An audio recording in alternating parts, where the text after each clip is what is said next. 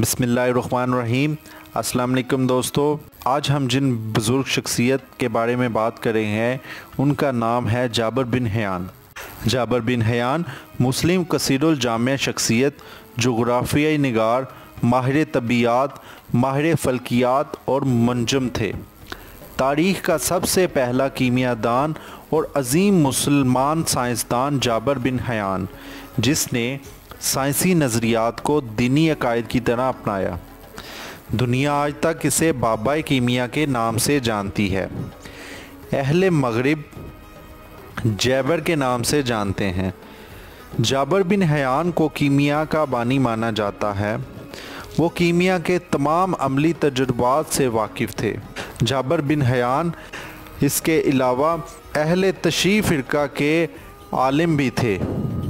Jabir bin Hayyan की पैदाइश 721 को तोस या खुरासान में हुई।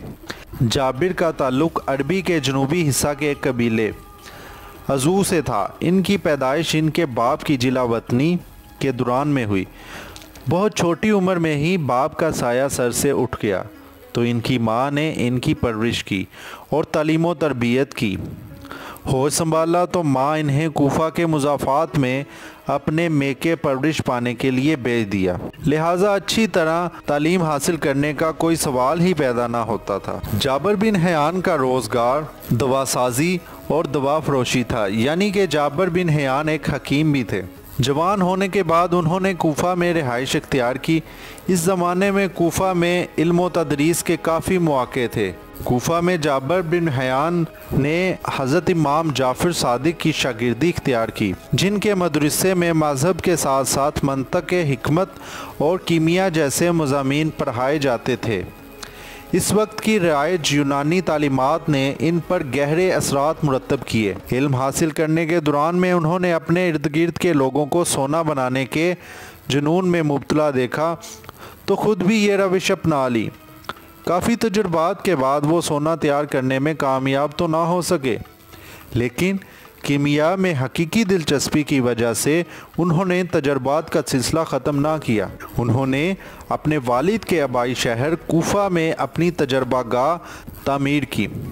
खुलीफा हारून अल रशीद के वज़ीर याहिया बरमक्की की चहती बीवी शदीद बीमार हुई। उन्होंने बहुत ज़्यादा इलाज किया मगर शफा ना पाई। जब याहिया इसकी ज़िंदगी से मायूस हो गया तो मशूरतन इसने एक हकीम से रजू किया। इस हकीम ने सिर्फ़ एक दवा 2 ग्रेन 3 औंस शहद में मिलाकर एक घोंट पिलाई।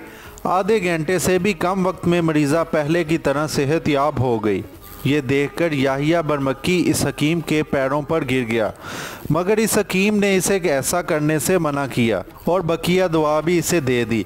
ये हकीम जाबिर बिन हयान था, जिसकी तिबियाना महारत ने हाकिम वक्त के दिल में घर कर लिया। वो हमा वक्त किसी न किसी सोच और तजर्बे में मुनहक रहते। घर ने तजर्बागाह की सूरत इख्तियार कर ली। सोना बनाने की लगन में उन्होंने बेशुमार हक़ाइक़ दरियाफ़्त किए और मुतअद्दिद इजादात की। जाबिर बिन हयान ने अपनी इल्म कीमिया की बुनियाद इस नज़रिए पर रखी कि तमाम दातों के इज्ज़ाए तरकीबी गंधक और पारा हैं। मुख्तलिफ़ हालतों में और मुख्तलिफ़ तनासुब में इन दहातों के इज्ज़ाए तरकीबी मिलने से दीगर दातें बनी।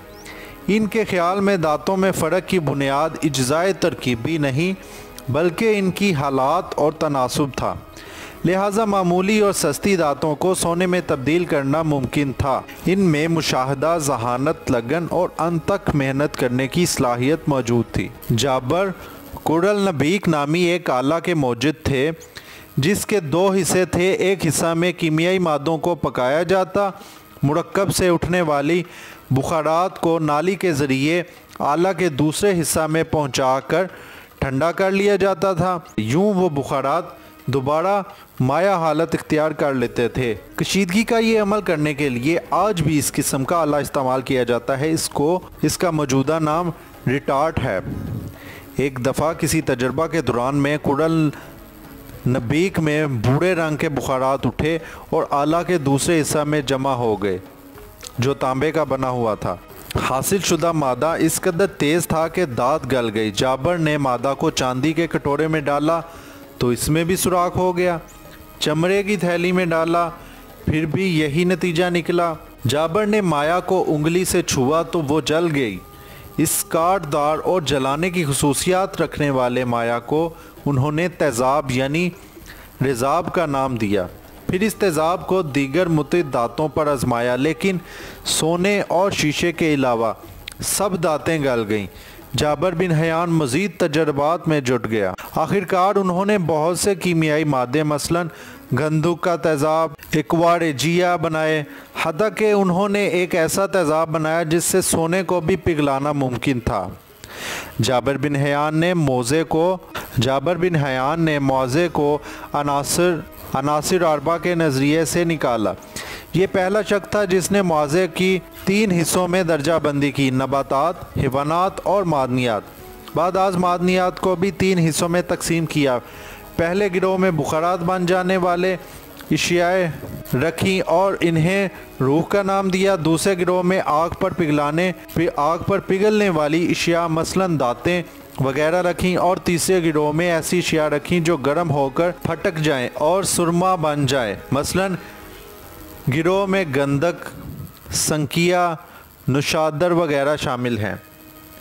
जाबिर बिन हयान ने कीमियाई मुरक्कबात मसलन कार्बोनेट, आर्सिंक, सल्फाइड और अल्काहल को खालिस तैयार किया है। उन्होंने अल्काहल शोरे के तेज़ाब या नाइट्रिक एसिड और नमक के तेज़ाब या हाइड्रोक्लोरिक एसिड और फास्फोरस से दुनिया को पहली बार रोशनास कराया। इसके अलावा उन्होंने 2 अमली दरियाफ्तें भी की, एक निकली या कुश्ता करना यानी ऑक्साइड बनाना और दूसरे तहलील यानी हल करना।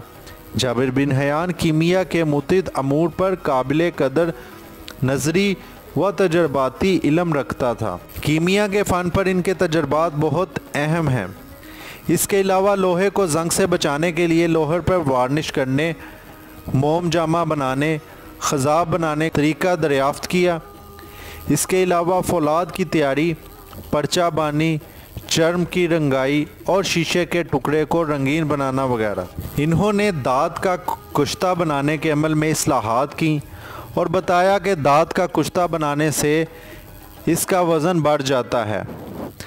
अमले कशीद और तकतीर का तरीका भी जाबिर की ईजाद करदा है। उन्होंने कुलमाओ यानी क्रिस्टलाइजेशन का तरीका और 3 किस्म के नमकियात दरियाफ्त किए।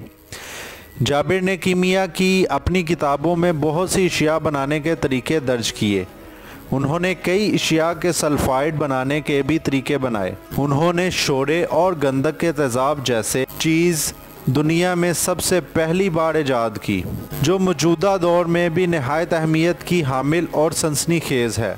इन्होंने सबसे पहले कुरुल नबीक के ज़रिए कशीदा करने का तरीका दरियाफ्त किया। यह अमर काबिल ज़िक्र है कि पूरी दुनिया में इल्मी, साइंसी और फ़िक्री हवाले से 2री सदी ईस्वी के बाद कोई अहम शख्सियात पैदा ना हुई थी। बकरात, अरिस्तु, कलीदस, अर्शमीदस, बतलियूस और जलीनूस के बाद सिर्फ सिकंदरिया की आखिरी मुहक्कक हाइपातिया 4वीं सदी ईस्वी में गुजरी थी। लिहाजा इल्मी मैदान में छाई हुई तारीकी में रोशन होने वाली पहली शमा जाबिर बिन हयान की थी।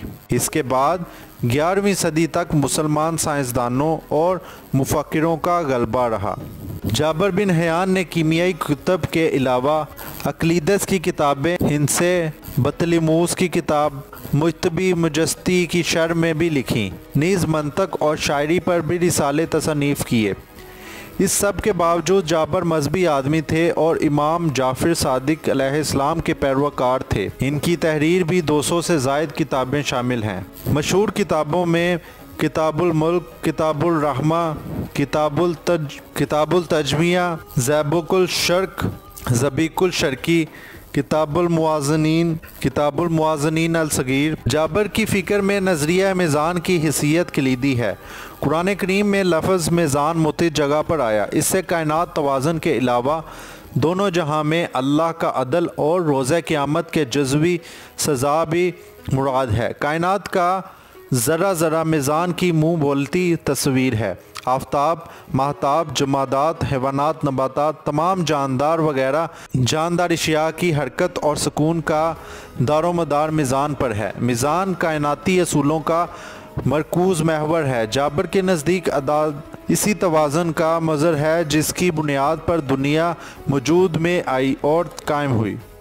यूँ 19वीं सदी के अंग्रेज़ मुफक्किरों की तरह जाबिर बिन हयान ने भी साइंसी नज़रिया का रिश्ता अपने दीनी अकायद के साथ मुंसलिक कर लिया था। जाबिर बिन हयान की तमाम तसनीफ़ का तर्जमा लातीनी के अलावा दीगर यूरोपीय ज़बानों में हो चुका है।